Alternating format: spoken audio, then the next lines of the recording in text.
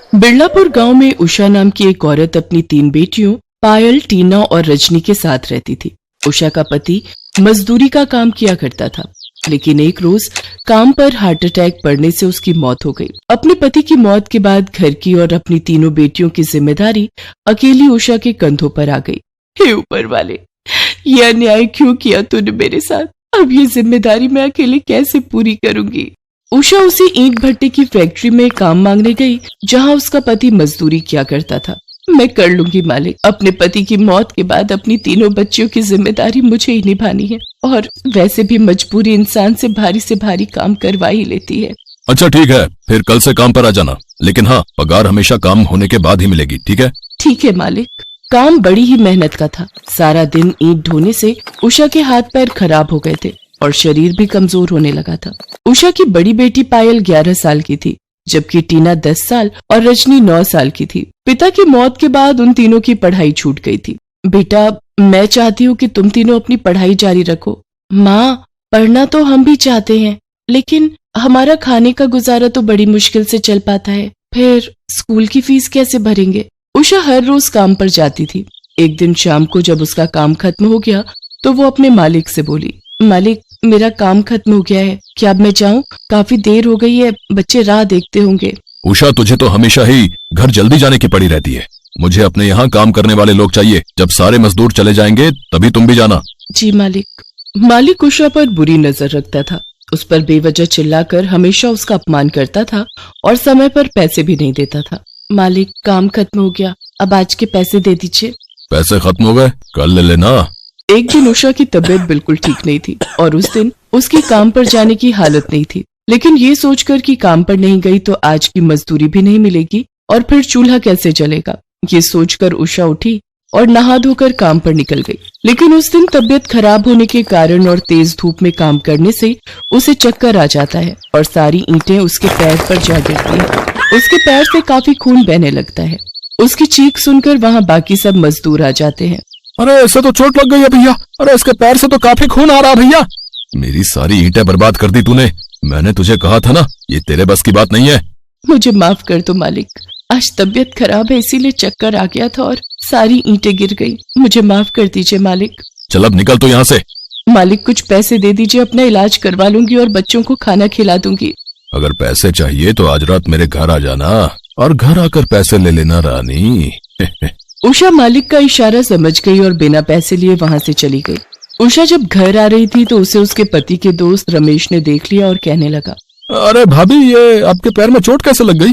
क्या बताऊं भैया, काम करते हुए मेरे पैरों में ईंट गिर गई और चोट लग गई, साथ ही मालिक ने काम से भी निकाल दिया। लेकिन भाभी, आपके पैरों से तो बहुत खून निकल रहा है, आप मेरे साथ हॉस्पिटल चलो, मैं आपका इलाज करवा दूंगा। अरे नहीं भैया, मेरे पास हॉस्पिटल जाने के लिए पैसे नहीं है, ये चोट तो खुद ही ठीक हो जाएगी। ये आप कैसी बातें कर रही हैं भाभी, ये अपने आप भला कैसे ठीक होगी? और हाँ, पैसों की चिंता आप मत करो, आप चलो मेरे साथ, मैं आपके इलाज के पैसे दे दूंगा। रमेश उषा को हॉस्पिटल ले जाता है और उसका इलाज करवाता है, साथ ही दवाइयां दिलवाकर उषा घर पहुंचती है तो उसकी तीनों बेटियां पैरों में बंधी पट्टी देखकर उससे पूछती हैं, माँ, ये आपको क्या हुआ? आपके पैरों में चोट कैसे लग गई? कुछ नहीं बेटी, ठीक हो जाएगा, तुम परेशान मत हो। उषा काम नहीं मिलने के कारण परेशान रहने लगी। उषा की बड़ी बेटी पायल बहुत समझदार थी। वो समझ गई थी कि माँ को दिन रात घर खर्च की चिंता लगी रहती है। उसने उषा को समझाते हुए कहा, आप चिंता मत करो माँ, भगवान हमारी मदद जरूर करेंगे और एक दिन सब ठीक हो जाएगा। इसके बाद पायल उसी स्कूल में पढ़ने के लिए जाती है जहाँ वो पहले जाती थी। स्कूल में जाकर वो प्रिंसिपल मैडम से मिली और खुद के लिए काम मांगने लगी। लेकिन तुम क्या काम कर सकती हो? तुम तो अभी बहुत ही छोटी हो। मैडम, आप मुझे स्कूल में साफ सफाई के काम पर रख लीजिए, मैं आपकी आभारी रहूंगी, मुझे काम की बहुत जरूरत है। मैडम उसको साफ सफाई के काम के लिए रख लेती है। पायल स्कूल में साफ सफाई करती और अपना काम खत्म होने के बाद स्कूल के बच्चों को पढ़ते हुए देखती और खुश होती। उसे ऐसा करते देख उसकी प्रिंसिपल उसे देख लेती है और वो उसे कहती है, पायल बेटा, क्या तुम भी पढ़ना चाहती हो? जी मैडम, मेरे साथ मेरी 2 छोटी बहनें हैं, वो दोनों भी पढ़ना चाहती हैं। ठीक है, फिर तुम कल अपनी मम्मी और दोनों बहनों को स्कूल में लेकर आना। जी मैडम। अगले दिन पायल अपनी माँ और बहनों के साथ प्रिंसिपल से मिलती है। उषा, आज से तुम इस स्कूल में साफ सफाई का काम करोगी और तुम्हारी तीनों बेटियां इस स्कूल में पढ़ेंगी। आपका बहुत बहुत शुक्रिया मैडम, भगवान आपको हर खुशी दे। अगले दिन से उषा स्कूल में साफ सफाई का काम करने लगी तो वहीं उसकी तीनों बेटियां पढ़ने लगीं। दिन में स्कूल से घर आने के बाद उषा का बाकी का समय बेकार जाने लगता था, जिसे वो खाली नहीं जाने देना चाहती थी। इसलिए वो प्रिंसिपल से बात करती है और कहती है, मैडम, मैं स्कूल का काम खत्म होने के बाद हॉस्टल की साफ सफाई भी कर दिया करूंगी। आप बदले में मुझे कुछ और पैसे दे दीजिएगा। तुम चाहो तो हॉस्टल की साफ सफाई भी कर सकती हो, लेकिन इसके बदले तुम्हें पैसे नहीं मिलेंगे। मैं कुछ समझी नहीं मैडम। उषा, तुम्हारी तीनों बेटियां पढ़ने में बहुत होशियार हैं, इसलिए मैं इनको अलग से ट्यूशन दे दिया करूंगी, जिससे ये बड़ी होकर पढ़ लिख कर अफसर बन जाएंगी। साथ ही इनके स्कूल की फीस भी माफ हो जाएगी। शुक्रिया मैडम। उषा की बड़ी बेटी अब समझदार और अक्लमंद हो गई थी। एक दिन वो अपनी माँ से कहती है, माँ, मैं अपने स्कूल के और मोहल्ले के छोटे बच्चों को ट्यूशन पढ़ाऊंगी और घर खर्च चलाने में तुम्हारा साथ दूंगी। वाह मेरी बच्ची, तुम तो बहुत समझदार हो गई हो। धीरे धीरे उषा की दोनों छोटी बेटियां भी बड़ी हो गईं और उन्होंने भी छोटे बच्चों को ट्यूशन पढ़ाना शुरू कर दिया। साथ ही अपनी पढ़ाई पर भी ध्यान देती और कुछ सालों बाद उन्होंने अच्छे नंबरों से स्कूल की पढ़ाई खत्म की और कॉलेज में एडमिशन ले लिया।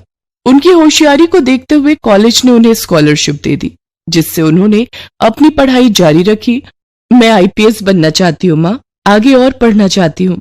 हाँ मेरी बच्ची, तू खूब पढ़ाई कर, हम सभी तेरे साथ हैं। उषा की तीनों बेटियों ने दिन रात मेहनत की और प्रतियोगिता परीक्षा में हिस्सा लिया, जहां वो तीनों ही अपनी अपनी परीक्षाओं में प्रथम आई। पायल एक आईपीएस अफसर, मंझली बेटी टीना डॉक्टर और सबसे छोटी बेटी रजनी इंजीनियर बन गई। हमें आशीर्वाद दो माँ, आज तुम्हारी मेहनत की वजह से ही हम इस मुकाम तक पहुंची हैं। हमारी कामयाबी का सारा श्रेय तुम्हें जाता है माँ। अब तो हम सब एक बड़े से बंगले में रहेंगे। पायल दीदी को जो सरकार की तरफ से मिला है, मैं कितनी खुशनसीब हूँ कि मुझे तुम जैसी बेटियां मिली। नहीं माँ, हम तीनों खुशनसीब हैं जो आप हमारी माँ हैं। इसके बाद वो सभी खुशी खुशी अपनी जिंदगी काटने लगी।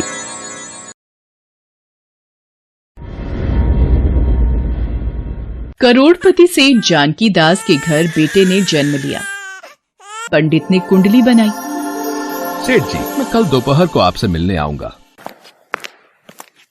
आइए पंडित जी, आप मेरे बेटे केशव के भाग्य के बारे में बताने वाले थे। जानकी दास जी, मैंने केशव की कुंडली को अच्छी तरह से देख परख लिया है। वैसे तो ये बड़ा होकर बहुत होनहार और कामयाब इंसान बनेगा, पर क्या बात है पंडित जी, आप रुक क्यों गए? केशव के विवाह में एक अड़चन आएगी। आपके बेटे का विवाह एक बहुत ही गरीब लड़की से होगा। ये आप क्या कह रहे हैं? पंडित जी, हमें किसी भी चीज की कोई कमी नहीं। करोड़ों की जायदाद का मालिक होगा मेरा बेटा, फिर वो भला किसी गरीब लड़की से कैसे शादी कर सकता है? जानकी दास जी, ये सब नसीब का खेल है, जिसे ना आप बदल सकते हो और ना ही मैं। अच्छा नमस्कार, मैं चलता हूं। नसीब बदला भी तो जा सकता है। मैं अपने बेटे को पढ़ाई के लिए विदेश भेज दूंगा। न यहाँ रहेगा, न ही इसके दोस्त बनेंगे, न ही कोई स्कूल कॉलेज की लड़की इसकी जिंदगी में आएगी और न ही इसे प्यार होगा। जानकी दास अपने बेटे केशव के नसीब को बदलने की कोशिश कर रहा था, इसलिए वह उसे पढ़ने के लिए विदेश भेज देता है। वक्त बीतता है और केशव पढ़ लिख कर एक बड़ा इंजीनियर बन जाता है और अपने देश वापस आता है। सुनो जी, हमारा केशव आज वापस आ रहा है। उसकी पसंद के दम आलू और भिंडी की सब्जी बनाई है। जरा नमक तो चख कर देखना, ठीक डाला है? माँ, तुम्हारे से स्वादिष्ट भोजन कोई बना ही नहीं सकता। नमक और मिर्च कभी कम या ज्यादा नहीं हुआ, हमेशा बराबर का ही रहता है। मुझे आज भी याद है। अरे केशव, तू आ गया, पर तेरी फ्लाइट तो शाम को 6 बजे आने वाली थी। मैंने आपको फ्लाइट का सही समय बताया नहीं था। अगर बता देता तो सरप्राइज कैसे देता। चलो अच्छा है, तुम आज ही आ गए। कल हमारे व्यापार मंडल की तरफ से सभी व्यापारियों के लिए एक बड़े समारोह का आयोजन है, जिसमें शहर के सभी बड़े व्यापारी शामिल होंगे। तुम भी उन सबसे मिल लोगे। अगले दिन केशव अपने पिता जानकी दास के साथ व्यापार मंडल के समारोह में शामिल होता है। वहाँ पर एक अनाथ आश्रम की लड़कियों की तरफ से नृत्य कार्यक्रम का भी आयोजन था। ये लड़की कितना सुंदर डांस कर रही है और देखने में भी कितनी सुंदर है। तो जोरदार तालियां हो जाएं स्वाति और उसकी सह कलाकारों के लिए। अच्छा, स्वाति नाम है इस लड़की का। केशव को स्वाति पसंद आ जाती है। वो उससे मिलने अनाथ आश्रम में जाता है। स्वाति उस वक्त आश्रम के बच्चों को डांस सिखा रही थी। आपको उस दिन प्रोग्राम में देखा था, आप बहुत अच्छा डांस करती हैं। धन्यवाद। मुझे बचपन से ही डांस का शौक है। आप चाय वगैरह कुछ लेंगे? आप चाय बहुत अच्छी बनाती हैं। और फिर केशव किसी न किसी बहाने रोजाना अनाथ आश्रम में आने लगा। धीरे धीरे केशव और स्वाति में नजदीकियां बढ़ने लगी। केशव को स्वाति बहुत पसंद थी और एक दिन, स्वाति, मैं जानता हूँ मेरे पापा मेरी शादी तुमसे कभी नहीं होने देंगे, इसीलिए मैं आज ही मंदिर में तुमसे शादी करना चाहता हूँ ताकि हमें कोई अलग ना कर सके। केशव और स्वाति मंदिर में शादी कर लेते हैं। शादी के बाद केशव स्वाति को घर लेकर जाता है। केशव और स्वाति को शादी के जोड़े में देखकर जानकी दास और सुमित्रा हैरान रह जाते हैं। केशव, ये सब क्या है? तुमने ये शादी का जोड़ा क्यों पहन रखा है? और ये लड़की कौन है? पापा, ये आपकी बहू है स्वाति। आपको याद है उस दिन जब हम एक समारोह में गए थे, वहाँ स्वाति ने डांस परफॉर्मेंस दी थी। उसी दिन मुझे स्वाति बहुत अच्छी लगी थी। मैं जानता था आप हम दोनों की शादी के लिए कभी राजी नहीं होंगे, इसलिए हम दोनों ने मंदिर में शादी कर ली है। तूने एक गरीब और अनाथ लड़की से शादी कर ली है? तुझे शर्म नहीं आई? हमारे खानदान की नाक कटवा दी। इतने करोड़पति खानदान का होकर तूने इस गरीब से शादी कर ली। मैं तुझे अपनी जायदाद से बेदखल करता हूँ। तू मेरा बेटा नहीं है, इस घर से निकल जा। आज के बाद मुझे अपना मुंह मत दिखाना। सुनो जी, केशव हमारा इकलौता बेटा है, उसे ऐसे घर से मत निकालो। केशव, रुक जा बेटा, मत जा अपनी माँ को छोड़कर। मैं तेरे बिना नहीं रह सकती बेटे। माँ, मुझे मत रोको। स्वाति को इस घर में अगर पिताजी स्वीकार नहीं करेंगे तो मेरा भी यहाँ रुकने का कोई फायदा नहीं। मैंने स्वाति से शादी की है, मैं उसका साथ जीवन भर निभाऊंगा।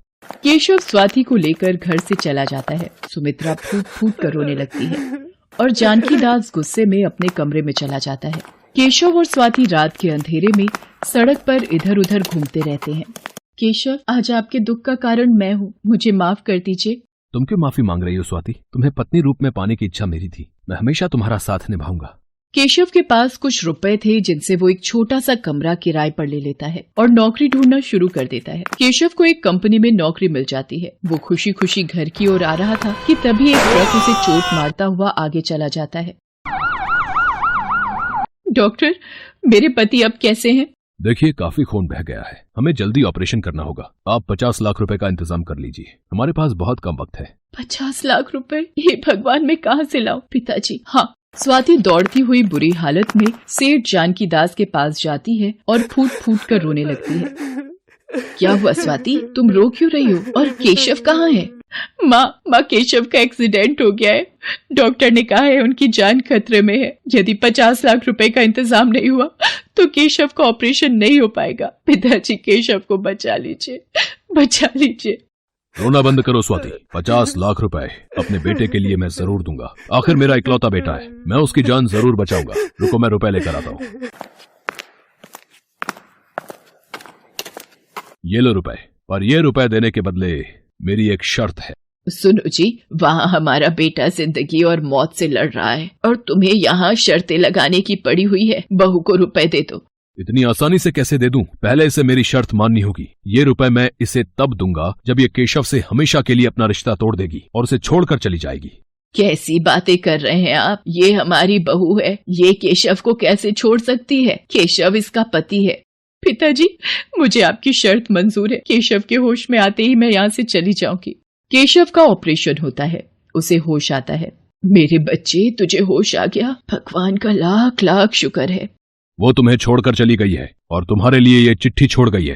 केशव, मेरे पास तुम्हारा इलाज करवाने के लिए पैसे नहीं है। तुम्हारे जैसे कंगाल लड़के के साथ शादी करके मैं तंग आ गई हूँ, इसलिए मैं अब इस पति पत्नी के रिश्ते से आजाद होना चाहती हूँ। मैं जा रही हूँ। पढ़ ली चिट्ठी। ये छोटे गरीब लोग ऐसे ही होते हैं। इसने सोचा होगा तुम जैसे अमीर लड़के को फंसाकर करोड़पति घर की बहू बन जाएगी, पर ऐसा नहीं हुआ। वो तुम्हारी गरीबी देखकर 2 दिन में ही भाग गई। मुझे विश्वास नहीं हो रहा, स्वाति मेरे साथ ऐसा कभी नहीं कर सकती। वो मुझे बहुत प्यार करती है। स्वाति, तुम कहाँ चली गई? तुम मुझे क्यों छोड़कर चली गई? सुमित्रा को भी जानकी दास ने धमकी दे रखी थी कि अगर कोई भी सच्चाई अपने बेटे को बताएगी तो वो उसे भी घर से निकाल देगा और उससे अपना रिश्ता तोड़ देगा। केशव उदास रहने लगा था, उसका मन नहीं लगता था। वो हर समय स्वाति को याद करता था। एक दिन, सुमित्रा, मेरी लड़की वालों से बात हो गई है। केशव के लिए सेठ रोशन लाल की बेटी बहुत सही रहेगी। केशव अभी इस दर्द से उभर भी नहीं पाया है और आप उसकी शादी के बारे में सोच रहे हैं। माँ, मैं जरा काम से जा रहा हूँ, थोड़ी देर में आता हूँ। केशव बेटा, तुम पहचाना मुझे? और विदेश से कब लौटे? अब तो तुम पिता बनने वाले हो। मुझे इस बात की बड़ी खुशी है। मतलब स्वाति अनाथ आश्रम में है? हाँ, वो तो बता रही थी कि तुम बिजनेस के काम से विदेश गए हो, तो वो कुछ दिन बच्चों के पास आश्रम में ही रहेगी। महिला की बात को सुनकर केशव का दिमाग घूम जाता है और वो अनाथ आश्रम पहुँचता है। वहां जाकर उसे स्वाति से सारी सच्चाई पता चलती है, जिसे सुनकर वह बहुत दुखी होता है। स्वाति, तुमने मेरे लिए अपना जीवन दुखों में डाल दिया। मैं पापा को कभी माफ नहीं करूंगा। तुम अभी इसी वक्त मेरे साथ घर चलो। केशव स्वाति को लेकर घर आ जाता है। वाह पिताजी, आपने मेरी जिंदगी का सौदा किया, और वो भी मेरी पत्नी से, जो मेरे लिए अपनी जान भी दे सकती है। आज आपको अपना पिता कहते हुए मुझे शर्म आ रही है। मैं सिर्फ आपको यही बताने आया था कि आज के बाद आपका और मेरा कोई रिश्ता नहीं है। मैं स्वाति को लेकर हमेशा हमेशा के लिए इस घर से जा रहा हूँ। मैं अपने आने वाले बच्चे को नई जिंदगी खुशियों से भरी देना चाहता हूँ। आज भी आप अगर कुछ नहीं बोले तो मैं अभी आपको छोड़कर चली जाऊंगी, अपने बेटे के पास रहूंगी। रहना आप अपनी ऐशो आराम की जिंदगी के साथ जिंदगी भर अकेले। चल बेटा केशव, तेरे पापा का दिल पत्थर का है, उन्हें अपने परिवार से ज्यादा पैसे और रुतबे से प्यार है। सुमित्रा केशव और स्वाति के साथ घर छोड़कर जाने लगती है। तभी जानकी दास की आंखों में आंसू आ जाते हैं। रुक जाओ सुमित्रा, जब केशव और तुम ही नहीं होगे तो मैं इस घर में क्या करूंगा।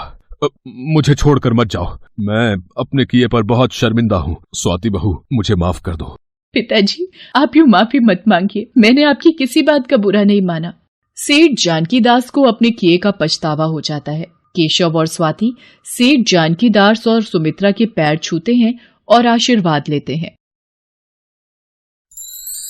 Thanks for watching.